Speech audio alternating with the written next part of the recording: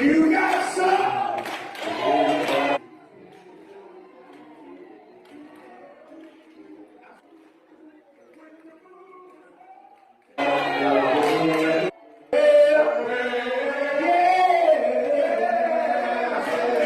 I say it's all right. It's all right. It's all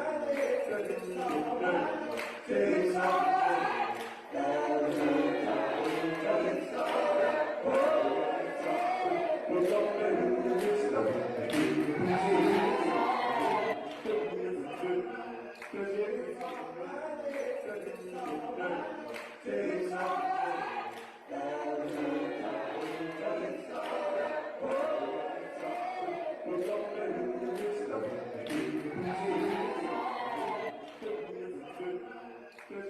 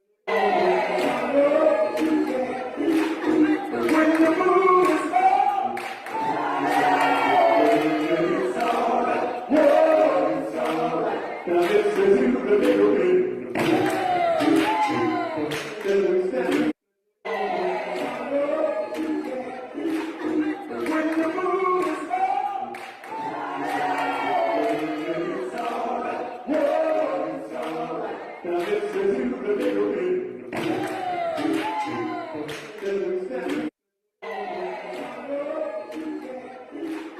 When the moon is up, it's alright. Whoa, it's alright. Now this is you, the little bit. When the moon is up.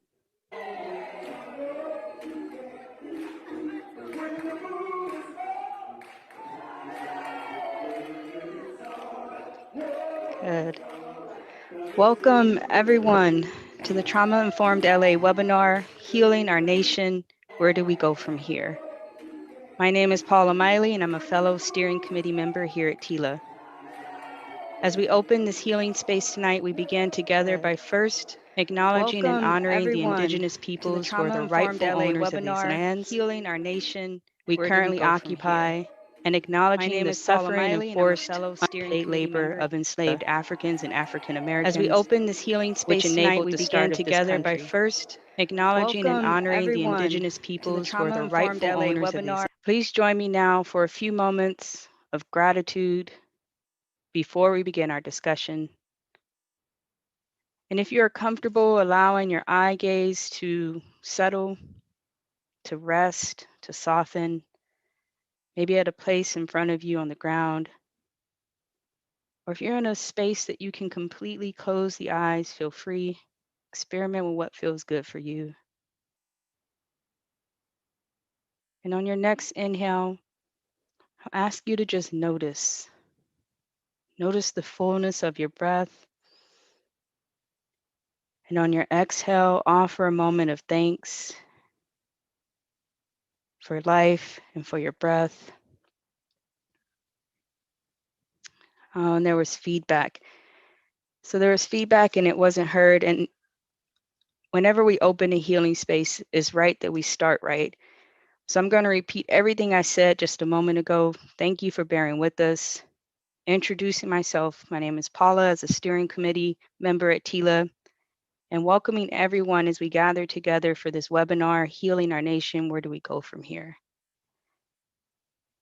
So opening this healing space, this supportive moment together, we began by acknowledging and honoring the indigenous peoples who are the rightful owners of these lands we all occupy, and also acknowledging the suffering and the forced unpaid labor of enslaved Africans and African Americans, which enabled the start of this country.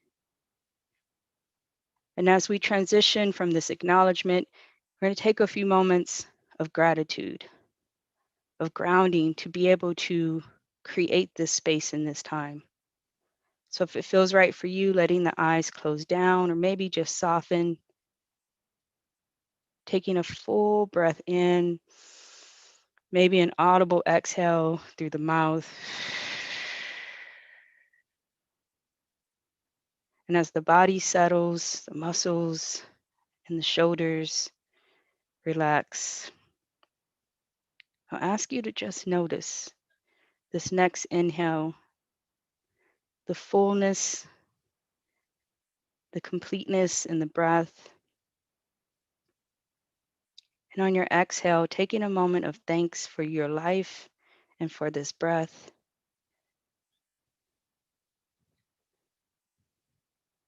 Continuing for a few inhales, a few exhales, just these moments of thanks. And on your next inhale, acknowledging the power of healing and community. Exhaling, offering this thanks for our community of healing.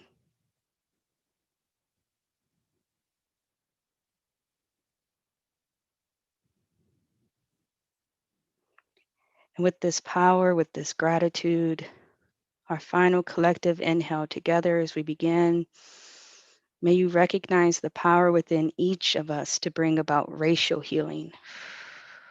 Exhaling into ourselves and in our communities and beyond. Feel the power and the strength in you. The many intersecting identities we all embody.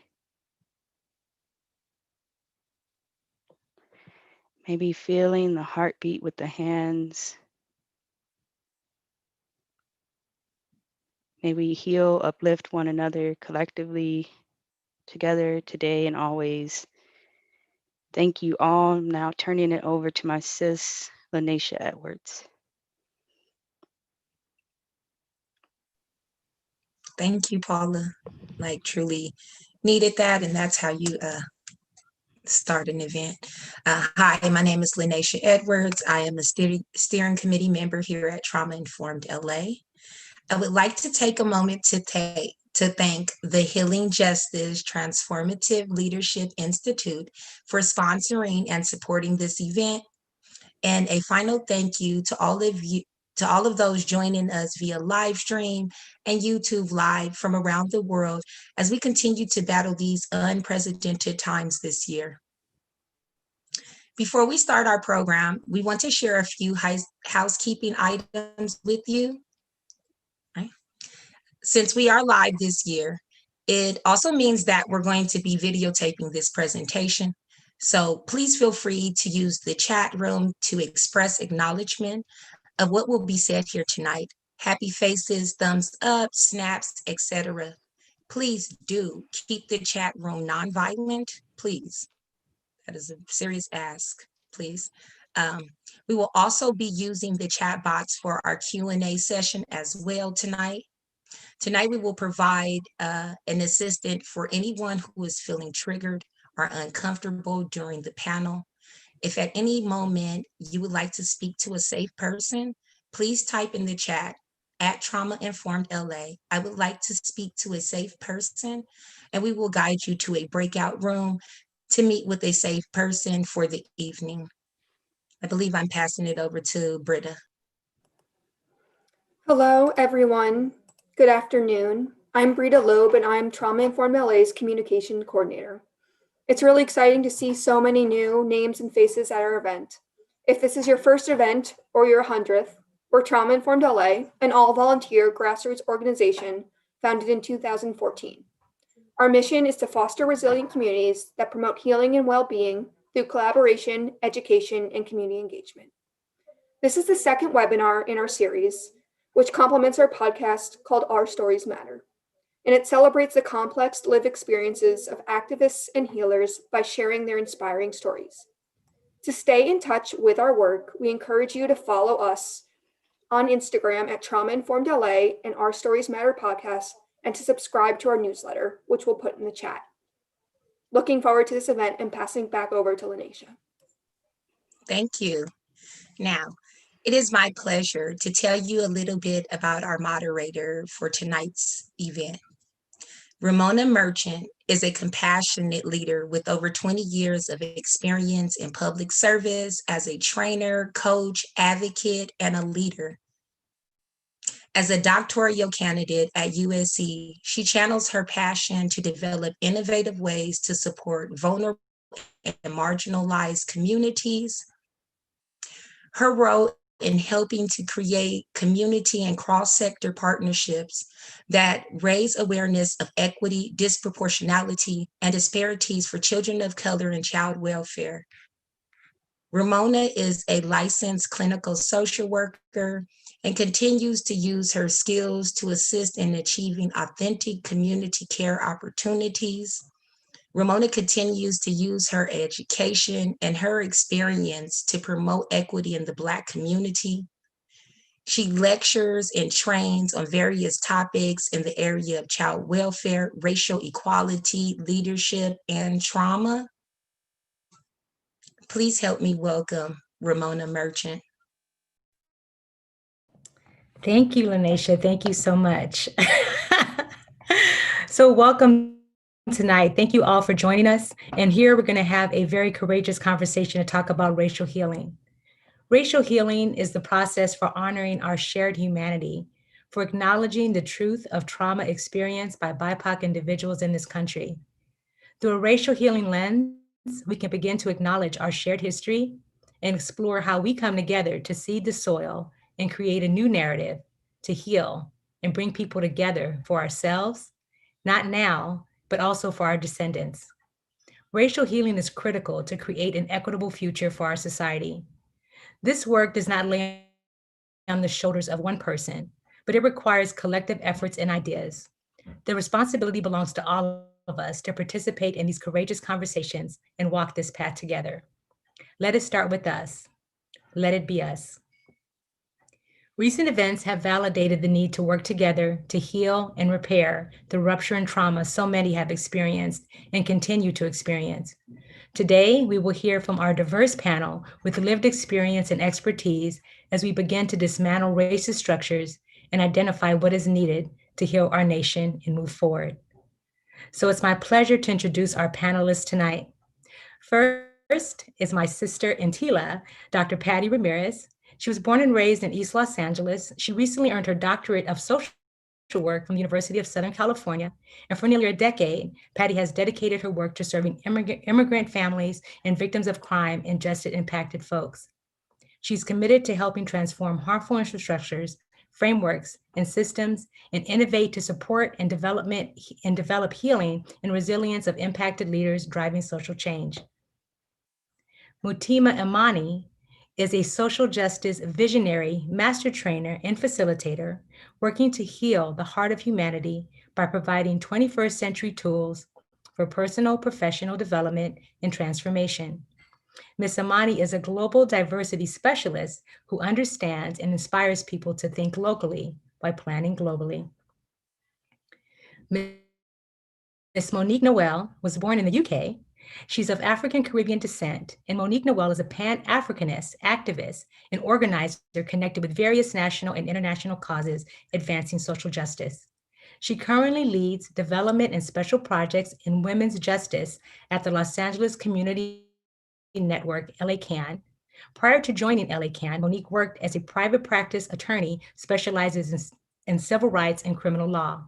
She's also a certified doula, as well as supporting women in their power as they nourish and bear life. She organizes healing and empowerment activities for women of color. Ms. Selena Villegas is a Hood Scholar raised in the City Heights neighborhood of San Diego. For the last 10 years, she has advocated for BIPOC communities, serving nonprofit, corporate, and educational sectors in their efforts to provide professional development, educational equity, and culture change initiatives. She's committed to genuine inclusion of diverse groups involved in change efforts through deep dialogue, skilled facilitation, and systems thinking. Currently, she's earning her second master's degree at the Harvard Graduate School of Education. Welcome to our panelists. Thank you all for joining us tonight.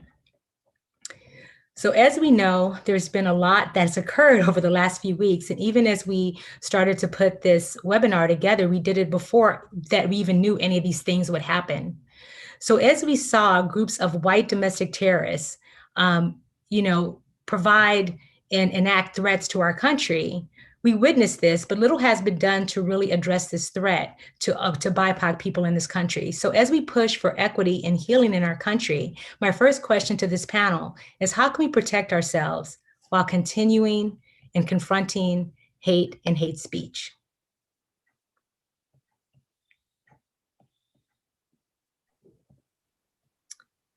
Ms. Mutima. Thank you. I'm so glad to be here, and that's such an important question.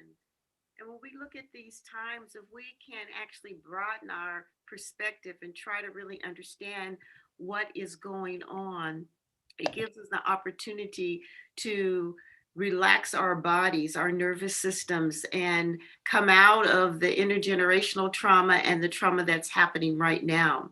So some people say that we're in Kali Yuga. Other people say that we're going through baptism by fire. And some people believe Revelations is unfolding itself in front of our eyes.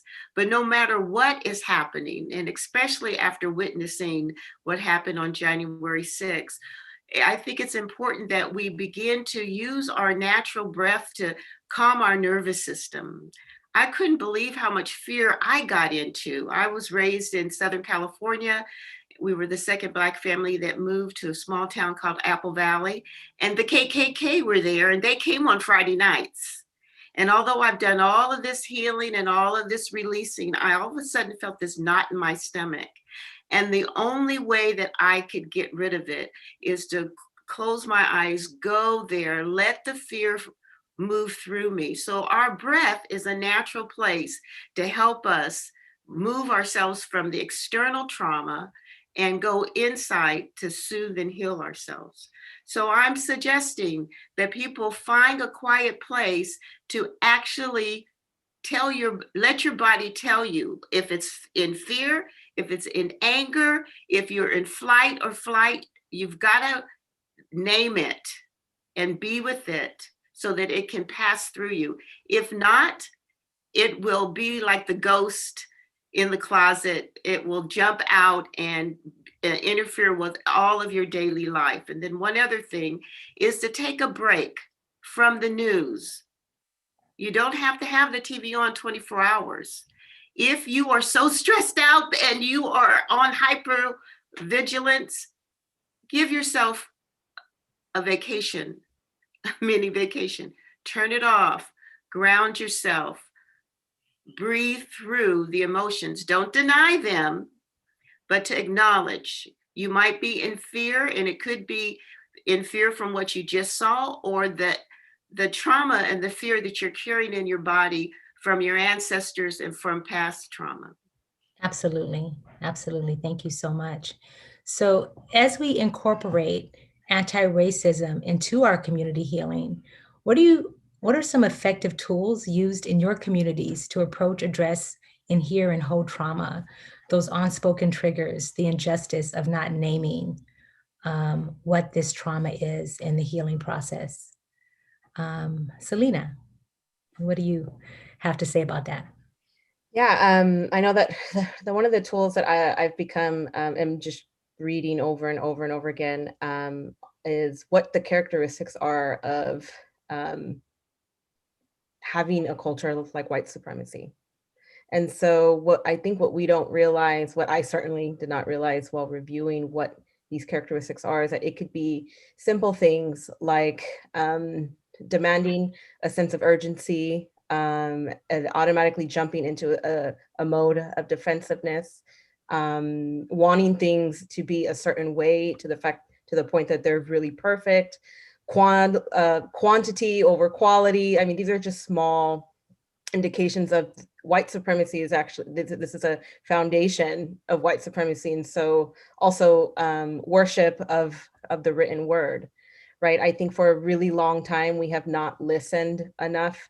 Well, maybe we have, but I think that there are a community of people who have not listened to their elders, have not listened to what our mothers and their fathers and their fathers' fathers have been saying for a really long time, because it's not researched, because Right. it's not published at the Harvard Graduate School of Education. It's not being mentioned in New York Times. And so it seems as if the only way that our stories get out there is if we can even make it to the top of these systems that were created for us to not even make it in the first place. And so again, one of the effective tools is researching, looking up what the characteristics of white supremacy culture are. And there's a number of them that I'm learning to own as a mother, like practicing that things have to be perfect.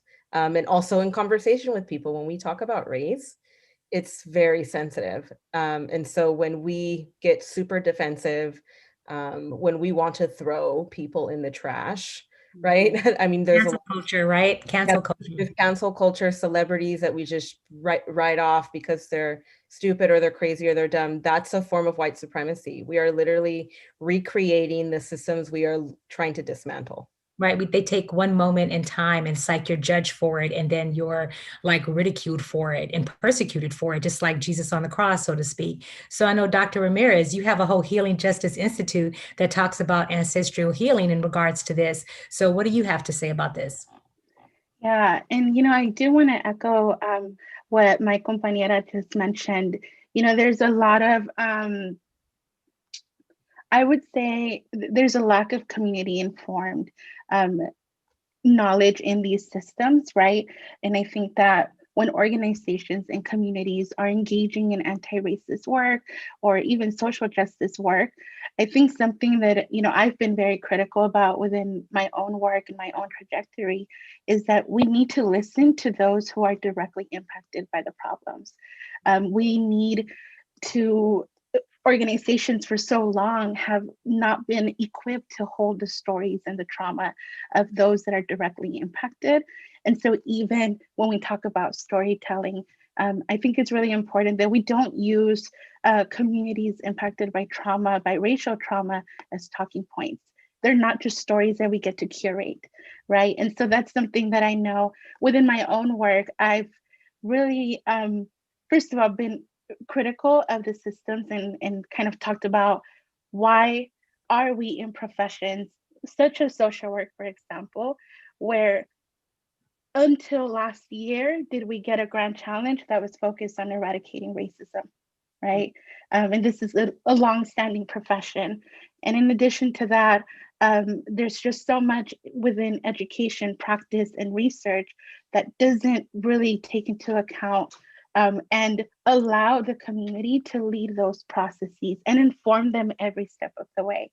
But in regards to how do we connect to our ancestral and cultural knowledge and wisdom in medicine, for me, it's been a lot about, first of all, acknowledging that we come from very diverse communities, and a symptom of white supremacy and racism has been that there has been a disconnect from these ancestral medicines, histories, lineages even.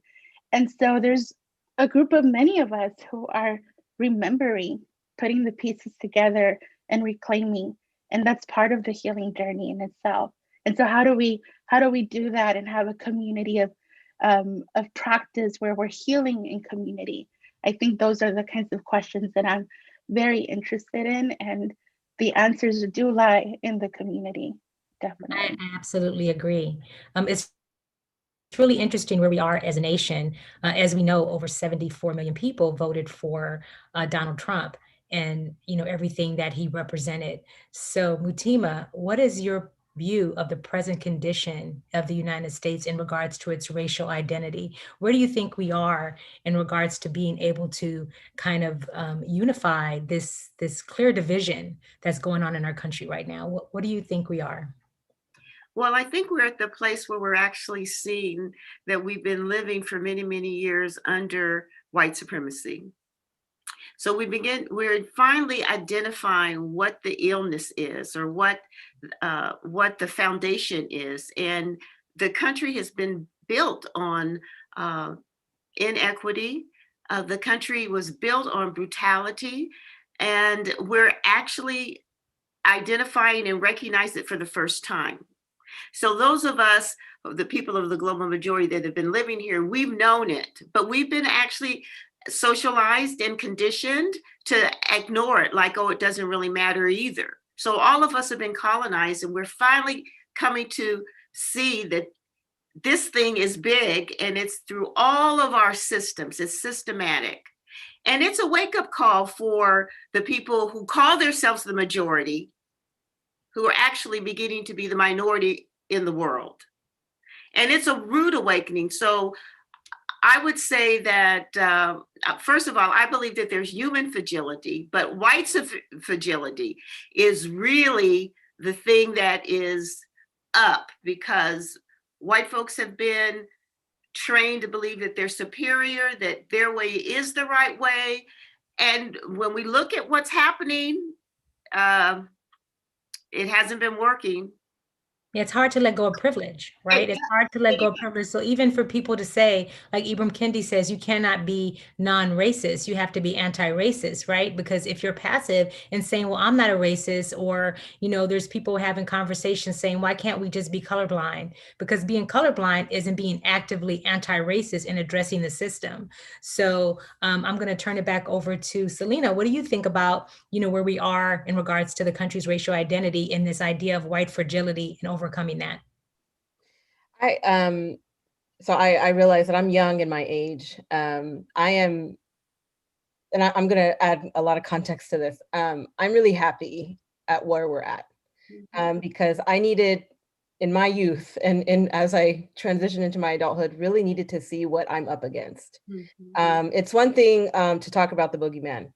It's another to see the boogeyman for yourself, right? And so now that I can kind of get a sense of what the boogeyman looks like in real time in my face, I have an idea of what I'm up against, what my community is up against.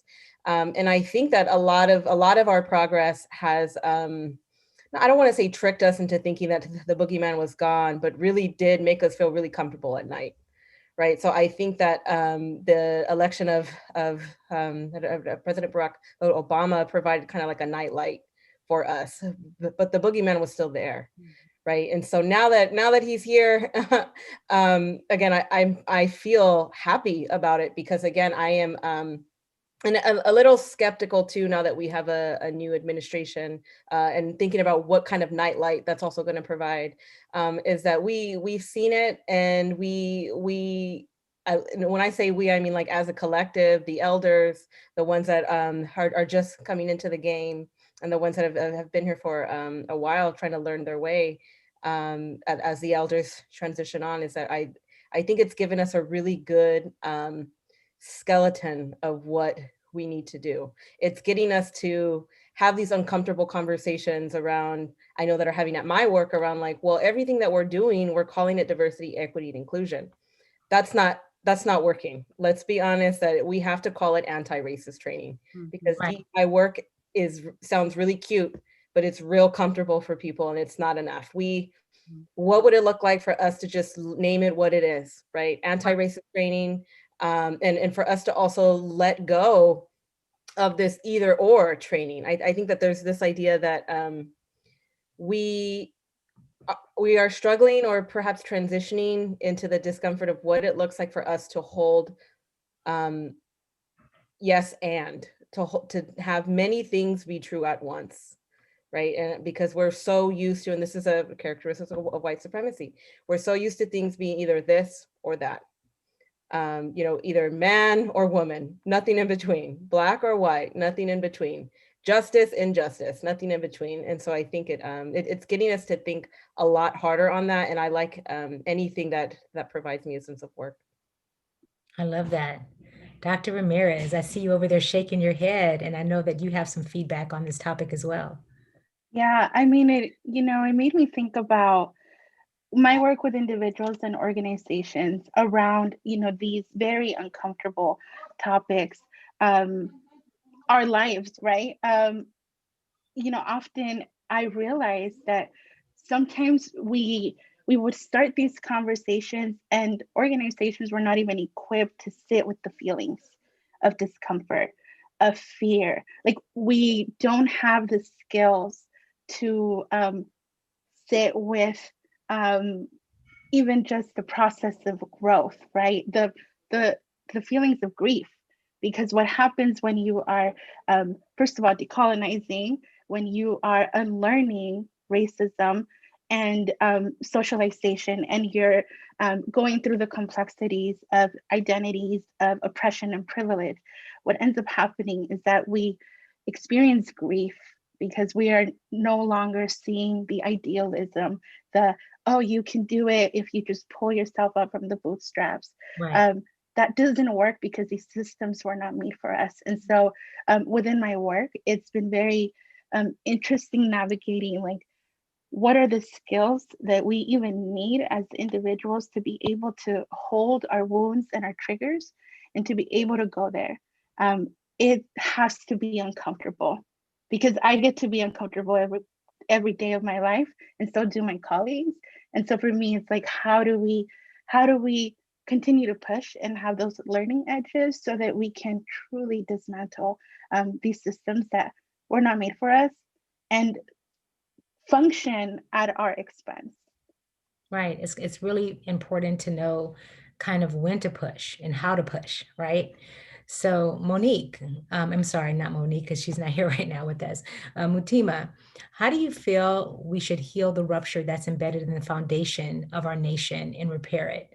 Like, what are Selena mentioned that there's a skeleton now, and she's right. The boogeyman, we know what the boogeyman is, and we thought that maybe the boogeyman was gone, but boogeyman's definitely not gone. And people are curled up crying at the fact that this fascism that was going on in our society is going to end, or at least has some, been pulled back and controlled now with the new administration. So how do we heal this rupture that's embedded in our society?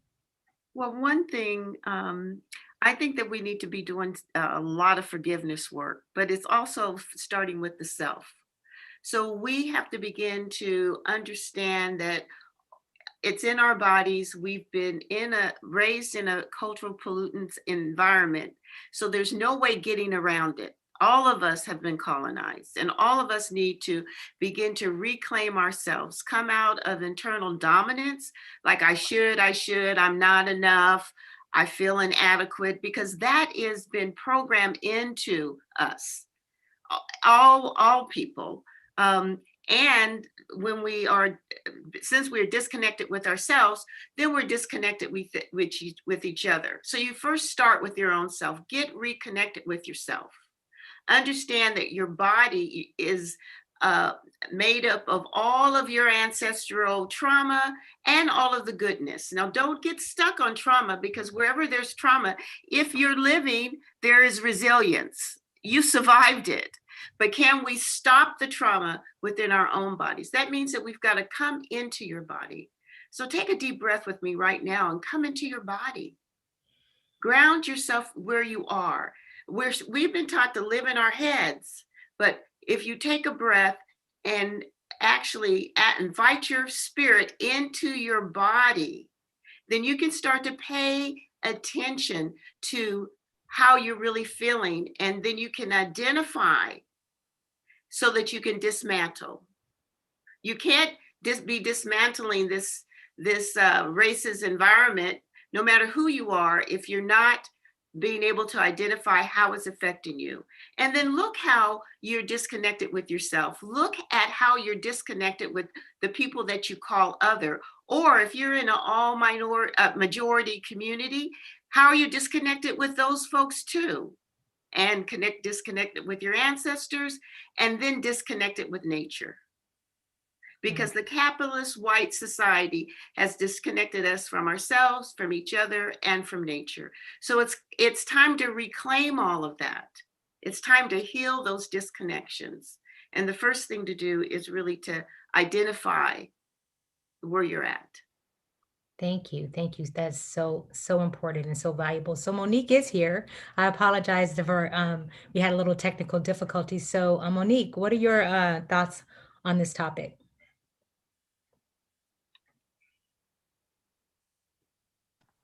Yeah, apologies all. I was having issues with the sound, so I have to turn my camera off. I think this is a great topic. I think it's a good conversation that we're having.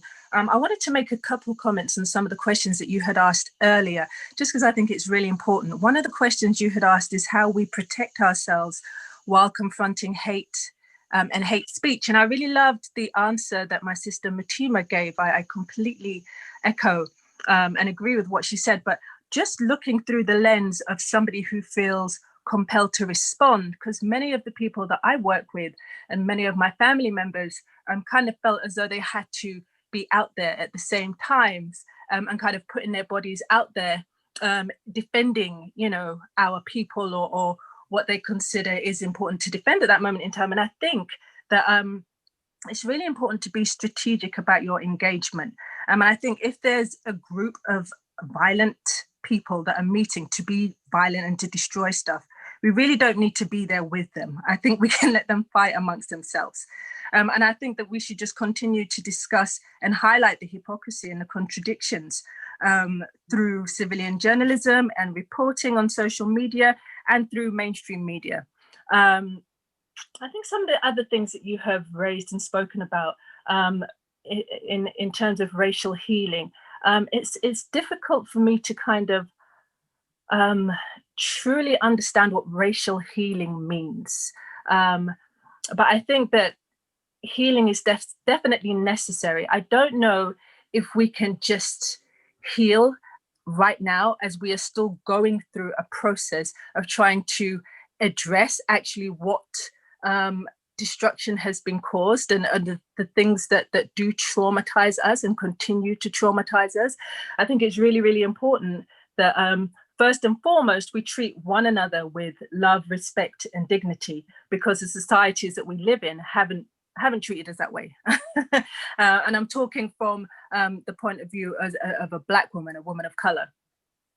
With the work that I've done and the organization that I'm part of, some of the ways that we see healing in our communities is actually through the advocacy work and the litigation that we do, and that takes place to protect our people against racist practices, and also teaching people about their rights. That's empowering and that's healing. Once you are able to identify the wrong that's being done, you know the work that you can do to stop it. So we address racial inequity and inequities in public health in those ways. I think that in some of the work that we do when we present our arguments, also that helps to teach some of these institutions and these entities how to treat us. We have it on record. We put it out there. We build campaigns that show that the things that they're doing is not acceptable. So I think that we also offer training on implicit racism and racial bias. So I think that there are many things that are happening within our communities that are addressing racism, and in that it kind of helps with healing. Thank you. So there was a comment from some of our viewers, and it's for Matima. They asked that you elaborate a little bit more on what human fragility is. You talked a little bit earlier about human fragility, and they would like you to explain that a little bit more. Great. If we start with the premise that we all are living in with the idea that we're all living in a white supremacist atmosphere, that all of us have been colonized, then we can actually say, when we finally identify it, there are going to be some people of the global majority that say, oh, everything's just all right. That's human fragility. There are gatekeepers, people of the global majority who are holding the racist policies in place. That's human fragility. It's an outcry, it's an outpour, it's the results of being colonized. Oh, if those people over there would just get themselves together and go to school, then they wouldn't have all that violence. That is human fragility. Right. So kind of like what Selena was talking about. Yeah, it comes from understanding that nobody has escaped being programmed and colonized. Right. So we have to start by uncolonizing ourselves and looking at our responses when we're starting to say, even as a person of the global majority, those people over there, that's human fragility. Thank you. So I know Monique talked about the fact that, the understanding of racial healing when we are constantly being immersed in trauma. And I think that's important because just the other day I was having a conversation, like, how do we talk to our young people, to our children, right? To my grandchildren that are being exposed to violence and trauma on the television, even if it's not intentional. They may walk past a room and we're watching CNN and there's riots at the Capitol, or another person of color getting shot by the police, and seeing the dichotomy between when Black Lives Matter movement was there, pointing guns at little girls on their father's shoulders, in comparison to opening up the gates to allow people to go in and literally kill people inside the Capitol. So how do we actively heal when we're immersed in ongoing trauma? Is there a way, and what importance should be given to transgenerational trauma? I know that Selena and Patty, that's something that's really important to you. So if you guys could start this conversation. Selena? Yeah, I'm a huge fan of this idea that it starts at home, right? It starts with me. So one of the things I mentioned was the characteristics of a white supremacy culture. And so one of those, right, is this idea that whoever has a lot of power, that they have the say. And so obviously as a mother in my home with my children, technically I'm the dominant one in the relationship. So it would be as simple as, or just an example of letting go of the power dynamics in my family and allowing my children to have voice, allowing my children to have choice. So that way they know, because they know what that feels like at home, they're going to know what that feels like outside. And they're going to be able to name that, like, this isn't right. Or like, this is, you know, this feels like injustice, or this feels like something in a way that's supposed to be out of love. Right. Because I think one of the other things that that we're missing here is that a lot of the ancient teachings, I mean, if we're bringing it back to human fragility in the beginning of mankind, womankind, ancient teachings from Christianity to Islam, they all call us to understand suffering of ourselves and of the world, and we're supposed to meet that suffering with love. And so one of the ways that we can show love is by dismantling systems in our own home, dismantling systems in our relationships with each other, because what Missy Imani said is totally right. None of us have escaped white supremacy, even as a Latina, and I have my own experiences where I'm a victim of white supremacy, but I also recreate it a lot, and it's by fault of my own, and then it's not fault of my own. As an adult, I have the capacity to read, I have the capacity to learn, unlearn, and relearn again, and I think it's going back to ourselves. What can we do for ourselves to help on behalf of the collective? By pointing the finger at somebody, that's individualism. Individualism is a product of white supremacy, by blaming one person for all things. And so how can we kind of take ownership of our journey, so it kind of seeps into our children, seeps into the collective? Thank you. Dr. Ramirez. Yeah, and this made me think a lot about racial healing in itself. It's almost recognizes the need to address and acknowledge and tell the truth about just past experiences and current experiences, both individually but also systemically. And so I think, when we think about, well, how can we have these conversations with our loved ones? Because I see it even within my own family of, I don't have children, right? But I have elders who maybe are not used to talking about race, who have, their own internalized oppression, colorism, all of these things that are very prevalent in many cultures. And so having this space of truth telling and recognizing and affirming everyone's experiences, I think that's a process that can happen in an intergenerational way. One quote that I think really hits it on the head for me is the idea that trauma that is not transformed is transferred. And so we see this individually and collectively, right? We see how it has been, and Mutima kind of talked about this, like it doesn't always serve us to stay in our trauma or to stay in but we were oppressed, for hundreds and hundreds of years, because that in itself can kind of create, other responses that may not serve our highest good. But what it can do is also help us embrace the intergenerational resilience and the strength and the power and the medicine and the wisdom. And so part of that is, again, honoring and recognizing and affirming everyone's experience. And those discussions, I mean, that's also a skill in itself. But I think Selena kind of touched on this a lot in terms of part of that means letting go of some of our own privilege and some of the learnings that we received of, well, as an adult, I have certain autonomy and responsibility over my family. What does it look like when we do allow everyone, including ourselves, to have that voice and choice?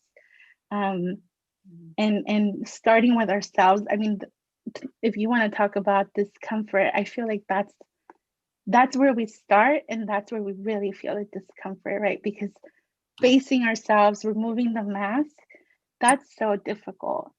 It is. That is- It is. And what's interesting about that is like, we talk about how we heal, racially, right? How do we create racial healing? And we don't want, as a nation, for the people that were in all of this trauma, continue to be in all of this trauma.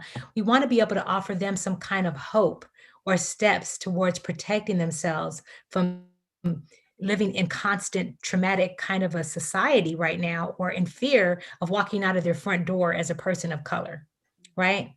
So Monique, I know you've mentioned that, Yeah. how do we, I know you were going to answer, right? How do Yeah, we yeah. talk about this, right? How do we offer hope?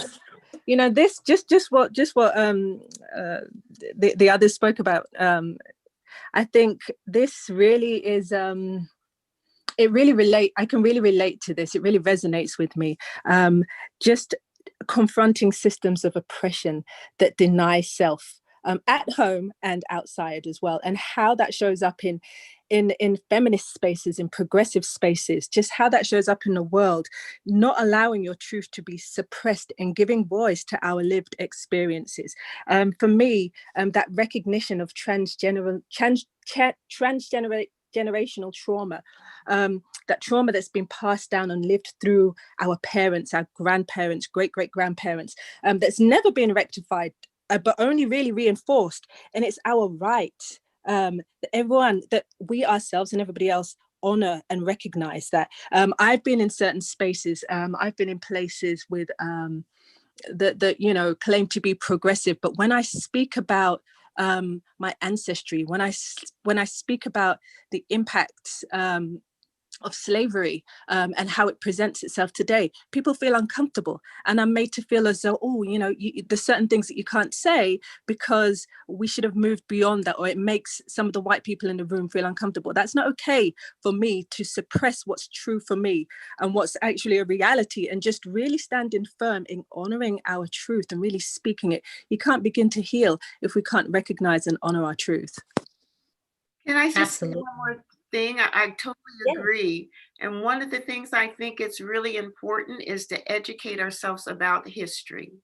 Now, our young people they don't even know who Martin Luther King is.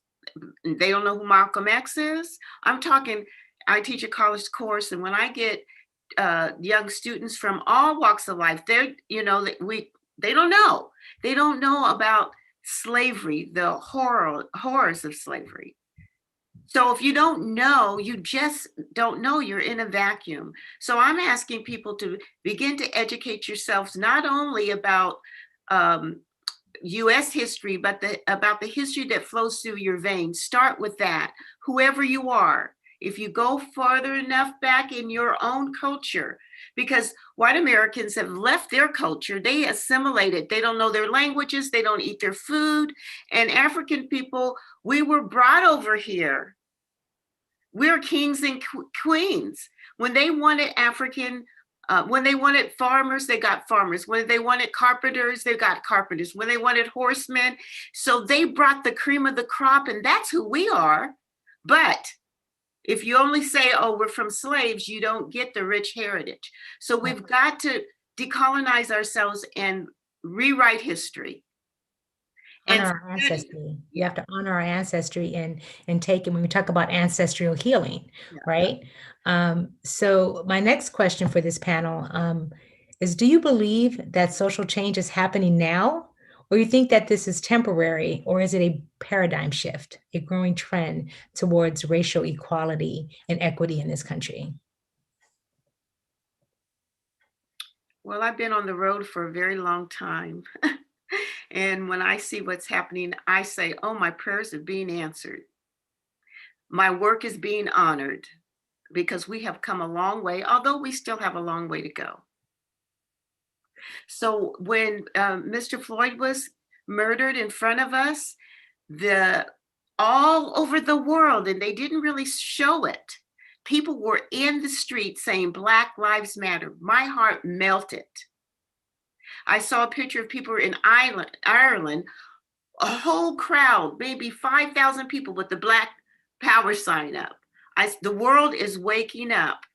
It feels slow to us who are still facing microaggressions and systematic racism every day. But people, I'm telling you, there is a great turning that's happening. We're moving from ignorance to awareness.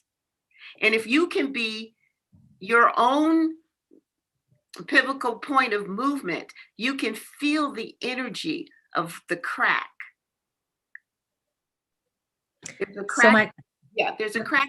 So my question, and Selena, I saw you about to answer earlier. So my question or my response to this is that, don't you think that that crack or felt that same energy when Martin Luther King and Malcolm X were out in the civil rights movement? And here we are realizing that the progress that was made, over the last, 50, 60 years isn't really the progress that we thought, right? Because as Selena said, the boogeyman, right? We know the boogeyman is still here. So what is your response? Do you think, how do we ensure that this is actually a paradigm shift and a growing change and not just something that is temporary because the mask goes back on because of the new administration? So I'll say this, a lot of my healing and a lot of my work at the personal level is going to be applied to this question. And I even drew it out. So I want to show a visual and hopefully I'll be able to explain it. So I'm not sure if folks are able to see this. Do you see this? Oh yeah, I see it. Starts down here, it goes in a circle and it goes up. And I just put this little X mark here, right? So this graph was explained to me as a form of healing, right? Whenever I feel I'm triggered back into my older self, and in my case, I could have some anger issues. The trigger is actually going to be somewhere down here or right here, right? But the idea is to acknowledge that I'm being triggered, acknowledge that these are things that are fundamental to me that can't be changed, and work my way up, right? And that it's always going to happen. I'm always going to be triggered by something, by someone that I may or may not know of. That's kind of how I view the progress of the United States, is that in some cases it feels like we're going backwards. And in some cases in our personal lives, we might feel like I'm being re-triggered, and why, I'm not changing because I'm going back to this place. The United States isn't changing because we're going back to this place. I would like to acknowledge that while we are maybe going back to these places, we are coming back and we're progressing, and it is very slow. And the triggers aren't going to stop, as well as the injustices are not going to stop. But the idea that we keep going, we're moving on and on and on, and we're learning each and every time. I'm thinking about my grandmothers, but also my great-great-grandmothers, my great-great-great-grandmothers that I've never got to meet, but I've met them in my dreams. I feel them in my heart. They're alive, in my blood and my bones, right? I know, I feel progress in those moments. It's they're telling me that this is much better than it was 100 years ago, 200 years ago, 300 years ago, and that's what I have to believe. Right, absolutely. And I think that's something that we need to remember, that this isn't 200 years ago. It's not even 60 years ago. We have made progress, but it's so hard to live in that reality of the progress when you're feeling the trauma of the current situation.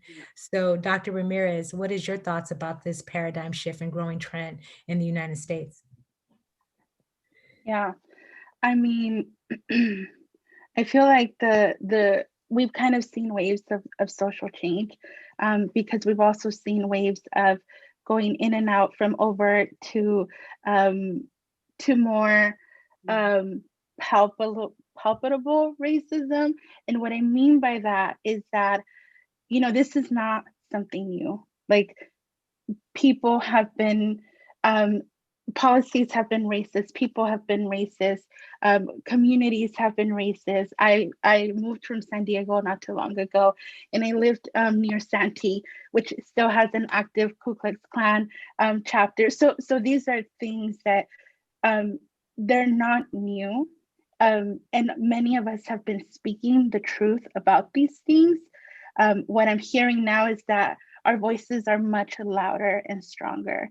And I think that there is some, and I don't want to say false progress, in terms of policies and even the ways that we talk about how organizations do their work and embed anti-racism trainings and so forth.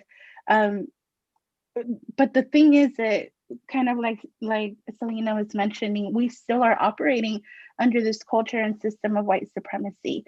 And even as new policies are developed and implemented that are supposed to create more equity, the reality is that we're still standing on a broken ground, on broken systems. That's how it was created. And so I feel like to get to the paradigm shift, we really have to look at how we lead, right? Even in social justice movements, we see power and oppression be replicated and violence within movements, right? And these are spaces where we are thought to have a shared unity around issues, around identities, yet violence and oppression still happen. And so there has to be, we have to look at how we are leading in terms of the social justice work that is happening. We have to be critical, not just of race, but also of all the other intersecting oppressions that exist, because there are so many, just as the many identities that are here in this space and within our global community. So it's progress, but I think that we have so much more to do. And something I always say is la lucha sigue. The struggle continues. And I think, you know, in order for this to keep happening, we have to embed healing in every aspect of our work. Thank you. Thank you. So Monique, there's a question in the chat that specifically speaks to litigation. It says, how do we engage with the inherent difficulties of outing racist motivations in litigation, where the nature of the process provides plenty of opportunities to spin the narrative? So we're talking about confronting racism within litigation, within, you know, structures in society. Yeah, no, that's a good question. And there's always going to be spins on whatever argument we present by the opposing side. I think as long as we are addressing things like, I'll give an example, one of our impact litigation cases is against living quality citations. So unhoused people are being criminalized for being unhoused, for existing on the streets, living on the streets. And so we have some active lawsuits that are, you know, protecting people against being criminalized for living on the streets when there's nowhere else to go. Of course, there are going to be arguments on the other sides, but as long as we can present that how inhumane and unconstitutional this is, and our victories show that this is something that actually can be confronted and something that can be won. Yes, you're going to see opposing arguments. Yes, the other side is obviously going to defend their actions, but I think that through the courts and through you know, the arguments that are presented, that creates a history of how this has been challenged and how you can actually win. That's beautiful. Thank you. Fatima, you have a comment. Yes, I have a comment, and let me see if I can really be succinct about it, because I'm aware of time. First of all, just because we have a change of administration, if we're not on top and on the ground really imagining and demanding a just world, we're not going to get it. We'll go back to business as usual. The Democratic Party is in bed with the Republican, and you know, you saw what happened in Obama. We didn't make as many strides as we could because of the status quo of white supremacy locking down. We've got to remember that 75 million people voted for Trump. So we have a large number of people who are on the other side of what it is that we want. We've got to call them in.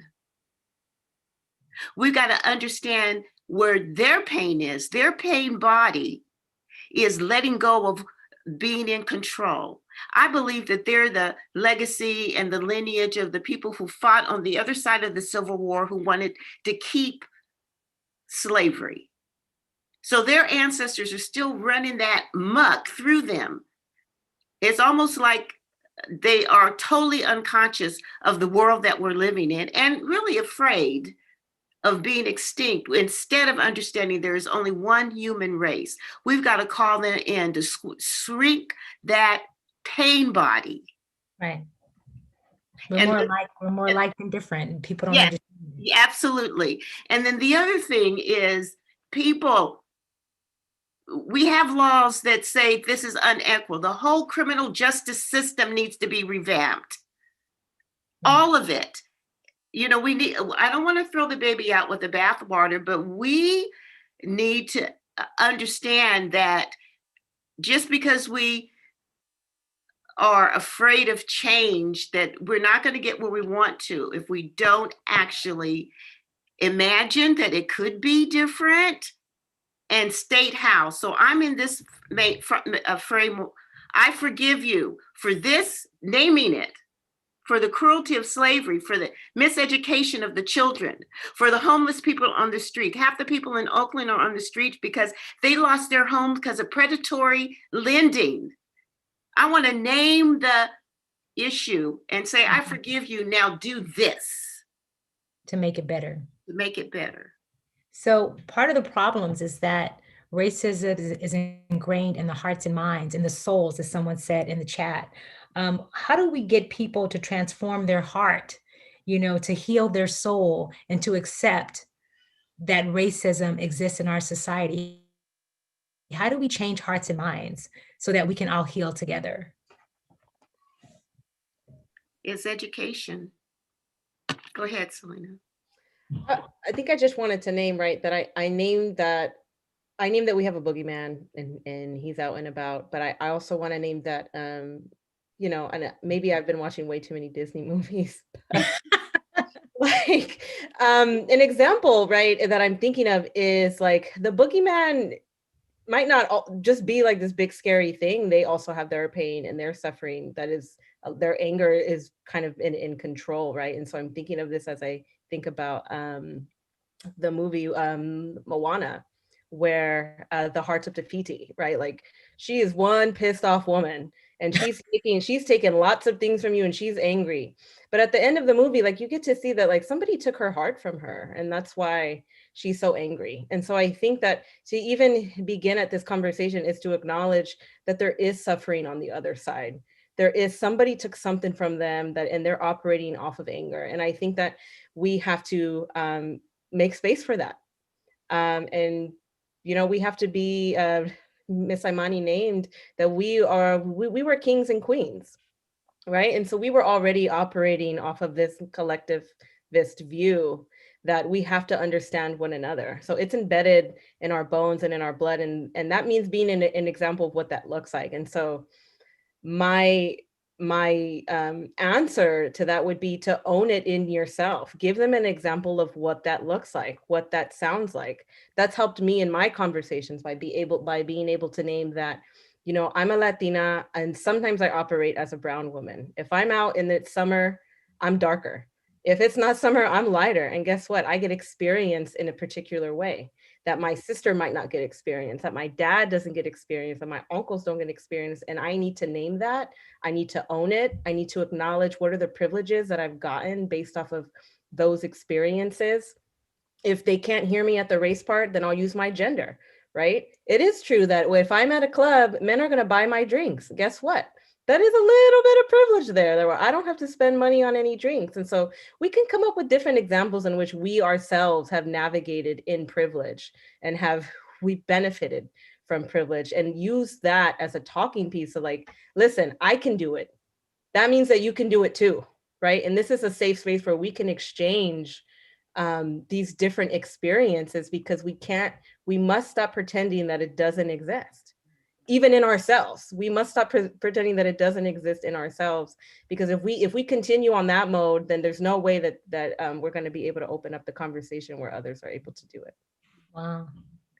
So Dr. Ramirez, how do you change hearts and minds? You have an institute, Healing Justice, right? Transformative Healing Justice. How do we change hearts and minds when it comes to racism and have those real conversations for people that just truly in their minds don't believe that there is a need for healing and racism, and that if you just ignore it, it'll go away? Yeah. This makes me think of accountability, and specifically compassionate accountability. I have often heard this idea that we can hold others accountable, But the reality that is that the process of accountability has to be one that is very personal from the person that needs to be accountable, right? They have to be accountable to themselves before they can be accountable to anyone else. And what I mean by that is that when we talk about, and I'm just going to use like the social justice space, there may be ruptures that happen, and there may be a call out culture that says you need to be accountable for the harm that you created. What ends up happening is that it becomes performative. It becomes, I'm going to show you that I am no longer racist, right? It no longer becomes about the person actually examining, where are these ideas coming from? Why, where are these wounds? Why did it, if I was socialized to believe that I was better because I'm lighter, right, than others, then maybe my deep wound really is that I feel that I'm not enough. But if it's not, if I can't even go there, then I can't really own my accountability process and it will never really truly repair harm. At that point, it's just a performance. And we've had many of those within the social justice space, but even within, when we think about celebrities who have a mishap on Twitter and then they share a long apology.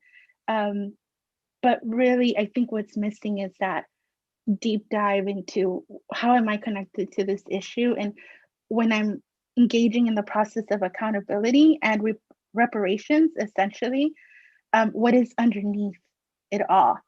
Once we can really uncover that, I think that's when hearts and minds begin to shift. Wow. In my perspective.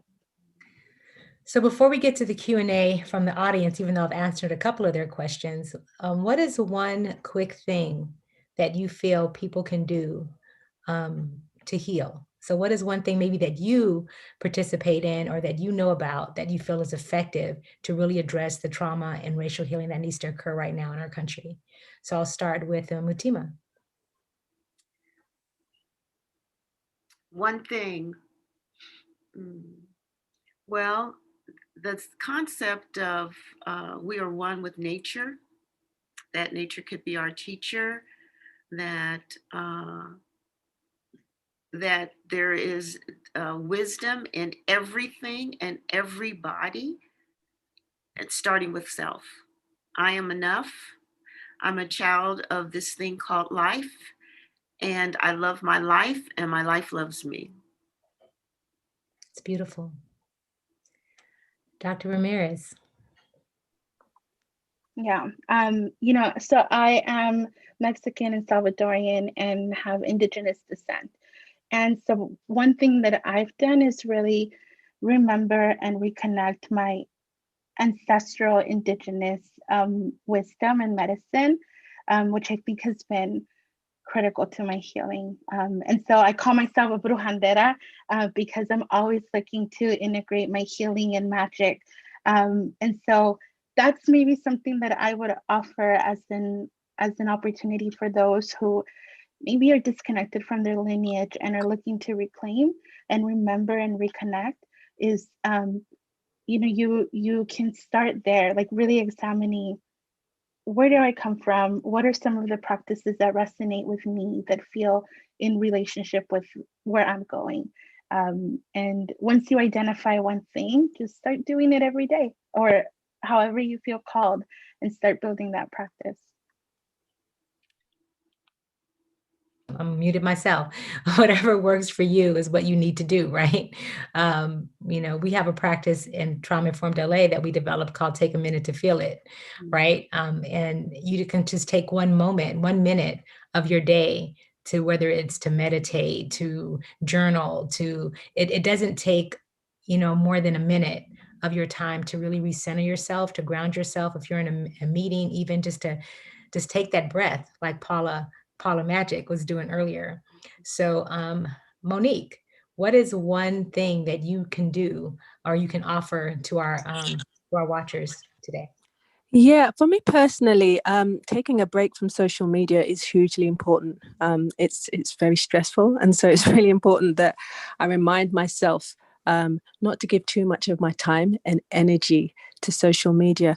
One of the major things for me recently has been really trusting my intuition and connecting with loved ones when I need support. So not being afraid to ask for and receive support.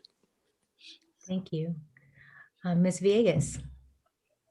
Yeah, I'll say it was previously mentioned by yeah, it was Patty who said it. I lean on the living and the non-living in my bloodline. So my grandparents, my great grandparents, I lean on them a lot to ask them, like, am I doing it right? And, are we going to be okay? I miss you. Like, what do I do? What do I say? And so and then before I even do that, I ask them, like, is it okay that I'm here asking things of you? Because I know that you're resting and you're dancing and you are in your glory. And I don't want to bug you with what's going on here in Mother Earth, but there's a lot and I need your help. So I definitely lean on my ancestors for help. And the other thing that it's been really helpful for me is to be able to differentiate what is mine and what is somebody else's in every single interaction. So, if I'm coming across a conversation that feels like it's getting heated or I'm being judged or whatever, I have to be able to make that point of like, is that mine that's really showing up right now, or is it them? And if it's theirs, I just have to let it be theirs and let mine be mine. So making sure that I'm practicing that form of self-care, of not taking on too much of what isn't mine and being able to make a choice whether or not, I want to give any more. So that's what's been helpful for me. Yeah, we talked about recently, Patty and I were having a discussion about saying no, right? Saying no is always helpful. And that, self-care, as Audre Lorde says, is a form of resistance. So it's really important for us to remember these things as we move forward. And we can't give from an empty cup. So if we help ourselves first, then we'll be more effective in helping others. So as we move into the Q&A of this panel, one of the questions that we have is, how do we move away from the idea of oppression Olympics to healing together? Mm-hmm. Oppression Olympics. Mm-hmm. Wants to take on that powerful question?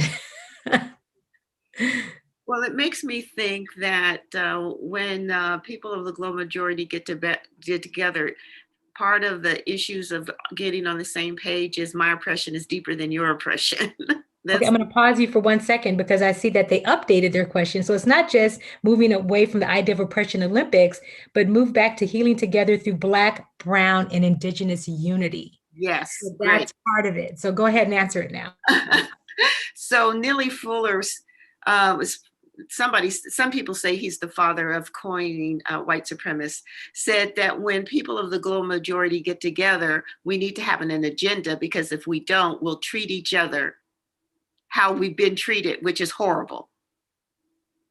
So to get together and focus and not do my oppression is deeper than your oppression and be in that Olympic state, but to actually come together as a group and talk about what it is that we want to put our energy for change instead of wallowing together in the suffering. Because when we get together in the sacred circles, our pain bodies can shrink together.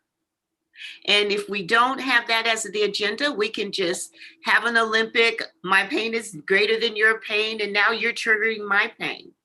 Right. So actually starting in a very sacred place by calling on the ancestors, by taking a breath, by feeling what you're feeling in the body, because Professor Kende says, I think Resmond says that the trauma doesn't live in our brains, it lives in our bodies. Yes. And we've got to come into our bodies and share our bodies together and inform our bodies. How can we be safe together? So it's not the thinking, it's the feeling. And we've been taught, don't you dare express your anger or show me those tears or be upset. Go home, shut up, because we killed your leaders and we'll kill you. So we got to breathe ourselves out of that fear and actually share our grief together. There's a lot to be grieving for. And Michael Jackson has a a song called "Can We All Cry at the Same Time Tonight?" We can change this world. I'm going to need somebody's help. I can't do it by myself. Can we all cry at the same time tonight? So the tears are healing. I I invite love you that. We all about cry. Can we all cry at the same time tonight? Maybe when we finish with this webinar tonight, we can all cry at 5 o'clock exactly, you guys. I think that'll be healing for us. So one of these, this is a good question. It says, can you address the need to take some of these conversations out of the ivory towers of academia and healthcare agencies to grassroots community? And I hear a lot of that, whereas we talk about these things. I'm on webinars all week, every week, having conversations about anti-racism, about trauma-informed healing. But how do we get that, particularly as an organization, like that's what one of our, priorities, how do you get it down into the community? And I'm going to start with Selena on this, because I know you do a lot of grassroots community work. How do you get these conversations into the community? Yeah, so a lot of the work that we do in San Diego, the organization is called Rise San Diego, is that we, we have a hashtag going on around changing the face of leadership in San Diego. Because what we were seeing, and what I'm sure does not just happen in San Diego, is that the people who are representing San Diego in city council and whatnot are not really coming from San Diego. They were born and raised, they were not from the neighborhoods, and yet they get to make the say. And this is true for the universities as well. We fly people in internationally or throughout the world to run San Diego State University, and they have no idea around what those students are that are locally. And so a lot of the work that we do involves being able to take this language and make it accessible. If it's only being had on webinars, it's not accessible. If it's only being had at the ivory tower, it's not accessible. Because something simple as internet is not accessible.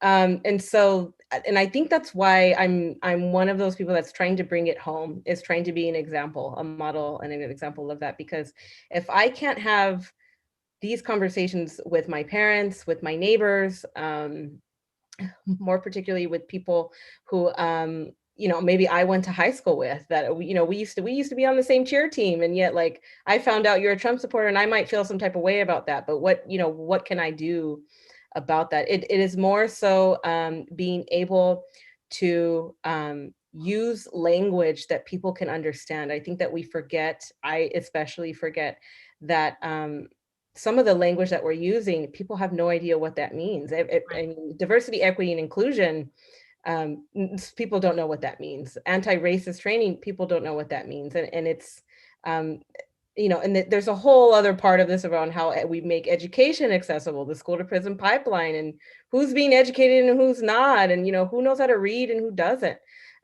So this is why I say that the valuing the written word is a characteristic of white supremacy.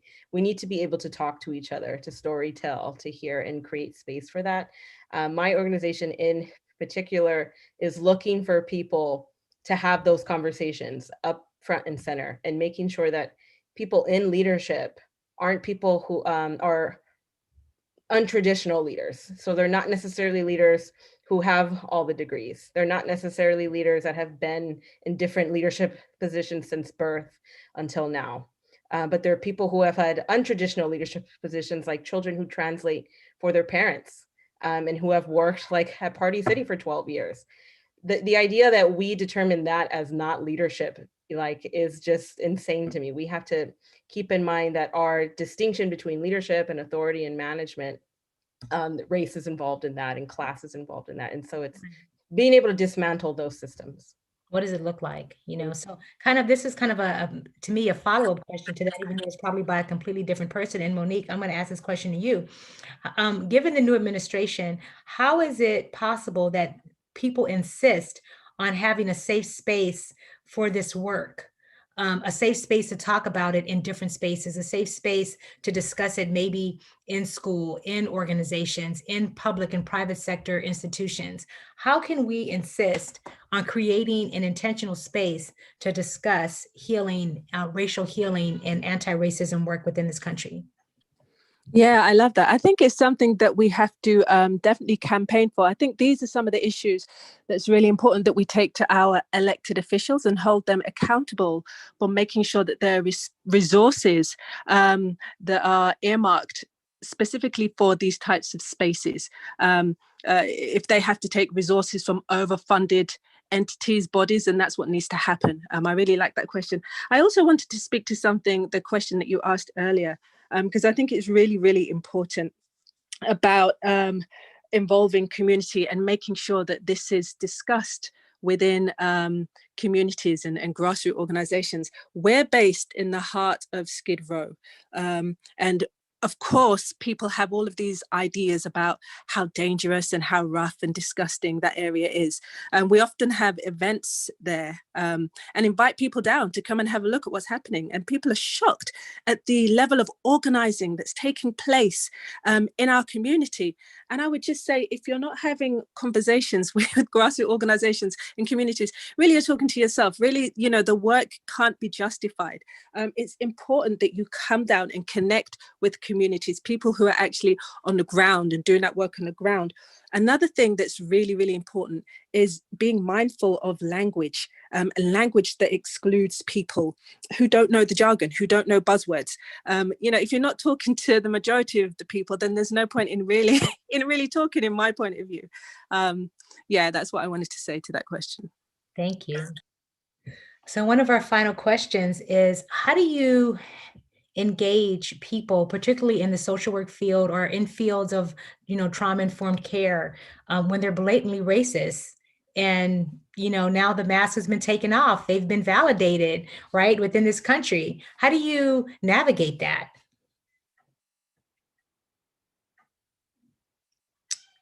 Ms. Villegas. Oh, I just had to take a deep breath because I realized that it got hot in here and my heart is beating. I'm going to bring it back to kind of what I mentioned earlier. So I was raised in the church. Being Catholic was just a part of my culture. And even though I'm not necessarily immersed in the church, now spirituality is so huge for me, which is why I acknowledge that the ancient teachings from Christianity to Islam all teach us about suffering and how to meet it with love. And so that's just how I choose to move in life. Is I've been face to face with a Trump supporter who made it very clear that, this was not my country, even though the border crossed my family didn't cross the border.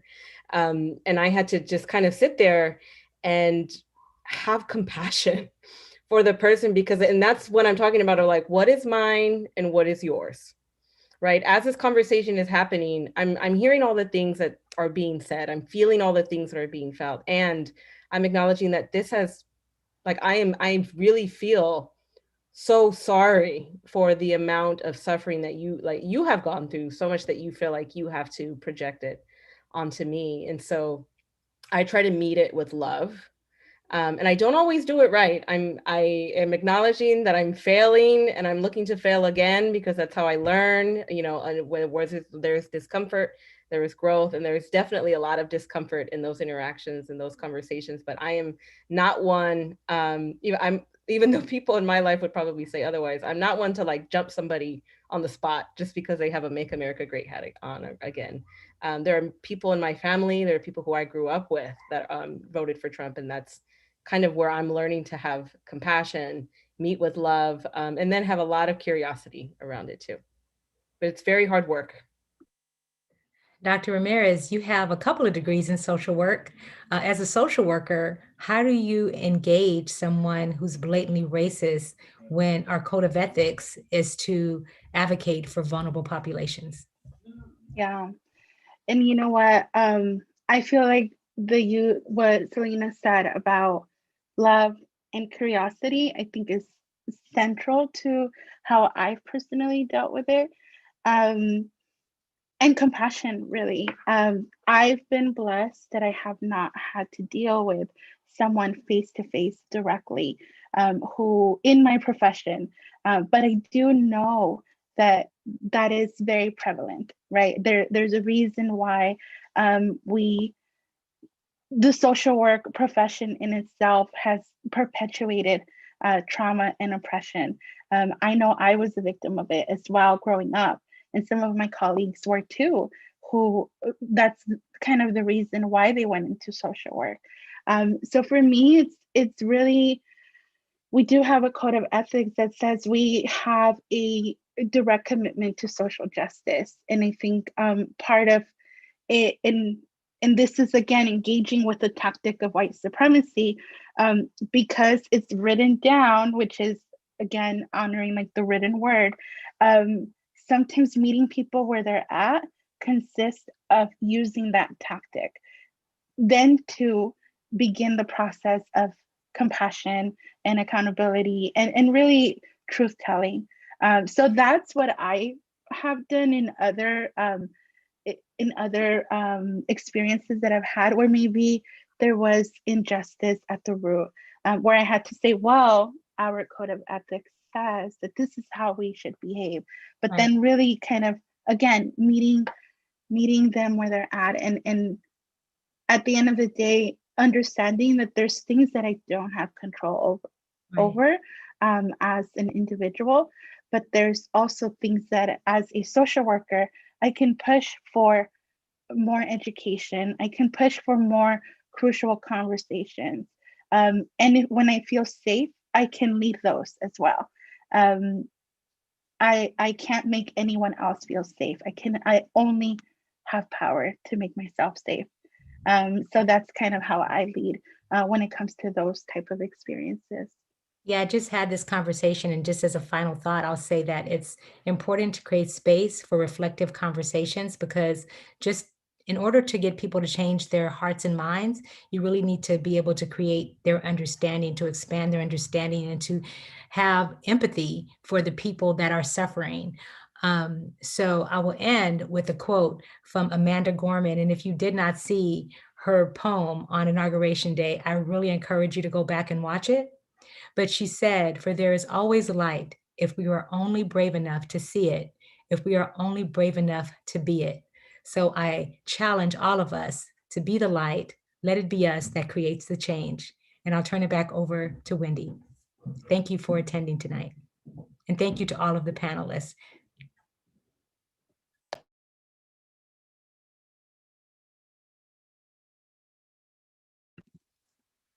Hello, everyone. Give me one quick second to share this PowerPoint with you all.